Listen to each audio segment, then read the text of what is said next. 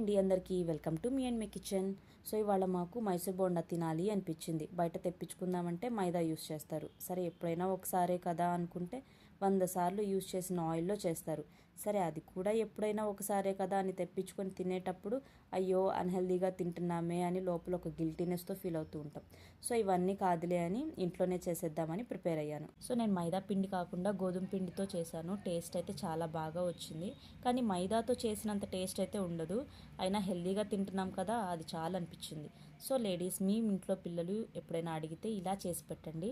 అస్సలు గిల్ట్ లేకుండా ఎన్ని కావాలంటే అన్ని తినొచ్చు.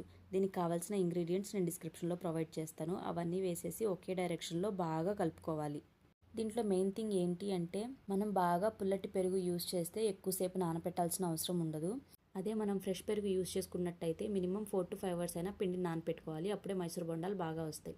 సో ఈ రెసిపీని మీరు కూడా ట్రై చేసి టేస్ట్ ఎలా వచ్చిందో నాతో కామెంట్ బాక్స్లో షేర్ చేసుకోండి. ఈ వీడియో మీకు నచ్చినట్టయితే లైక్ చేయండి, షేర్ చేయండి, నా ఛానల్ని సబ్స్క్రైబ్ చేసుకోండి. ఓకేనా? Bye bye.